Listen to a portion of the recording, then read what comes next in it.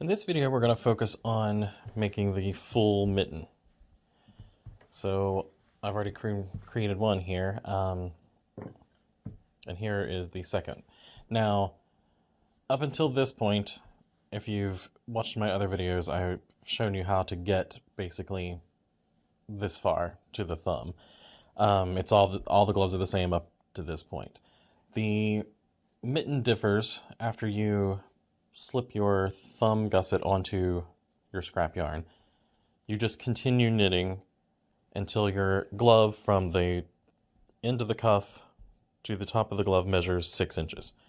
So I've measured this is up to 6 inches now, and I'm ready to start the next phase of this glove. Now the pattern tells you to slip all of your needles onto, or all of your stitches onto 2 needles. You can do that if you want, 21 on the front, 21 on the back needle, or you can do like I've done here. I've put 21 on one needle and then I've split the other 21 stitches across 2 needles. It can be a little easier this way, especially if you're new to knitting in the round, to get around your stitches. It takes some of the tension off when you split it up around the 3 needles that way. Either way is fine. Either way will work with this. So the next phase of this begins with a decrease row. So we are going to decrease at the beginning and end of each of these halves of the mitten here. So we're going to begin this decrease with a slip knit. We're going to slip the first stitch, slip the second stitch. We're going to take our left needle, put it back into the front of those stitches, and then we're going to knit those through the back. Remember to pull that first stitch of the row tight so there's not a gap there. Then we just continue knitting until we get to the end of this row.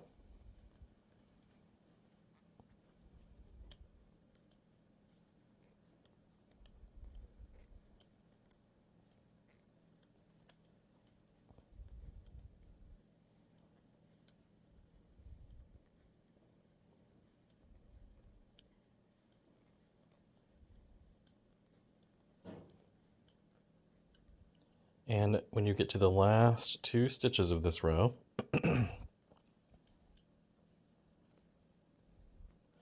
you are just going to knit those 2 together. So you'll just stick the needle through both of those as if you were knitting them from front to back, and just knit them together. Oops. Then we'll continue on around, and we're going to do the same thing on the second half of this mitten. We're going to start with a slip knit. So we'll slip, and then knit them together through the back loop. And then we will just continue knitting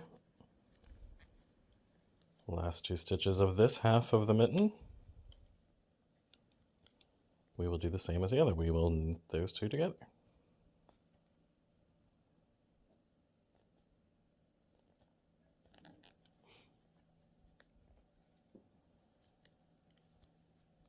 So that is your decrease row. The next row is just going to be knitting, just plain knitting, with no decreases.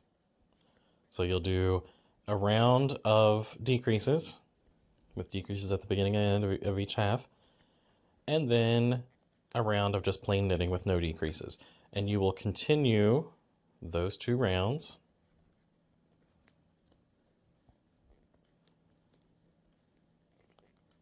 until you have a certain number of stitches, however many number of stitches the pattern tells you.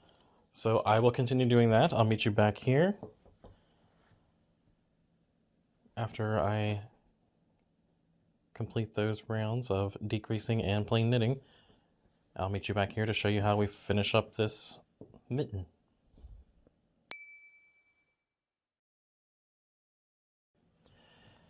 Okay, so we have finished our decreases and we are left with our final stitches here. And now we just need to close up the hole at the end of this mitten.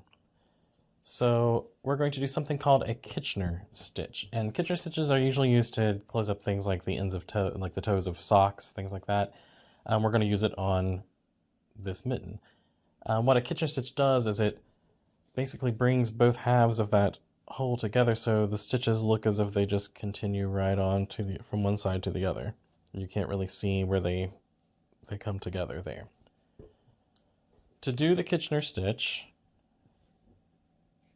put your needles, if you've been using 3 needles, take one of them out, place all of your stitches onto just 2 needles, one in the front, one in the back. You're going to have half your stitches on the front one, half your stitches on the back one.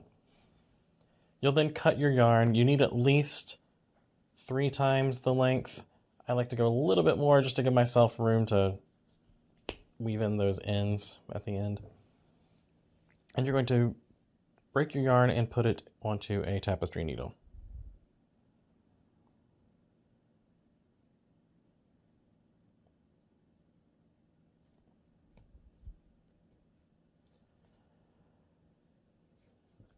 Once you've done that,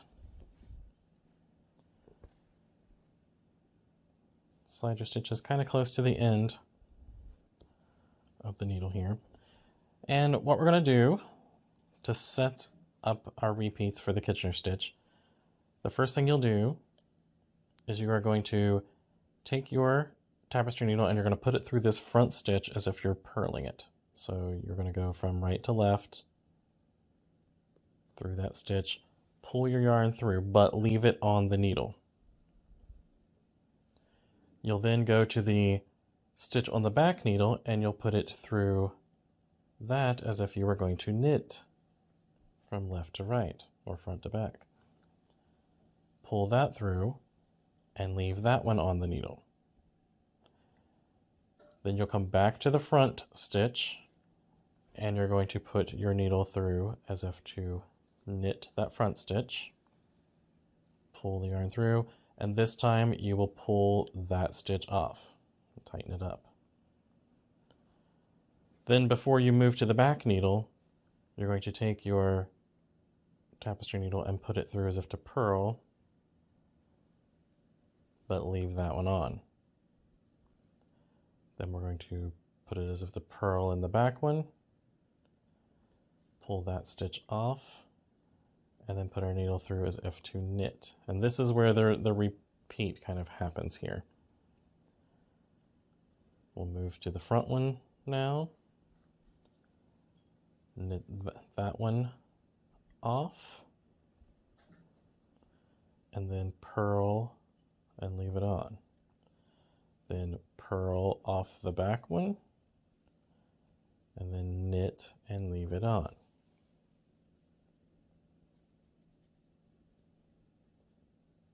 Knit and pull it off,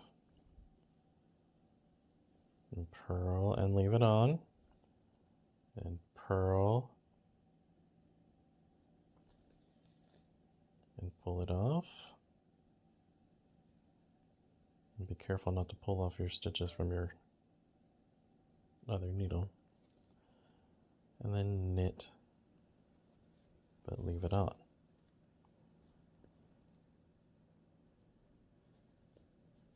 Knit and pull it off, purl and leave it on, purl and pull it off, and knit and leave it on. And we're just going to keep repeating this until we have used up all of the stitches that are on this needle, or this set of needles.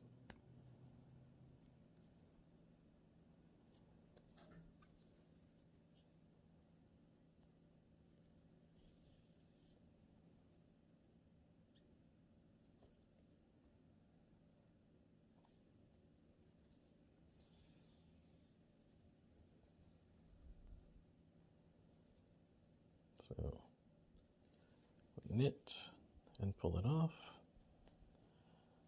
and go to the next stitch and purl, but leave it on. And then go to the back needle and purl, pull it off, and then the next stitch on that back needle, knit and leave it on. Then move to the front, knit and pull it off, purl and leave it on. Whoops.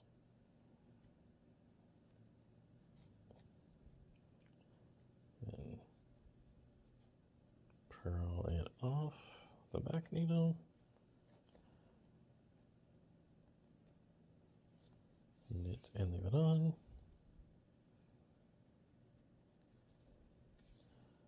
Knit off the front needle.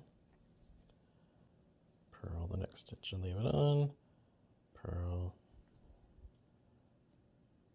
off the back needle.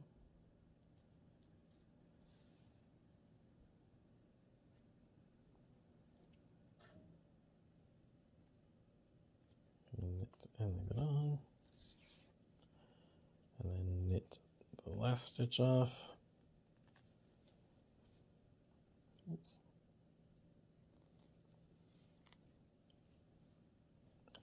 And then purl the last stitch off the back one. And you see there we've got a continuous row of stitches that just wraps around the end of that mitten.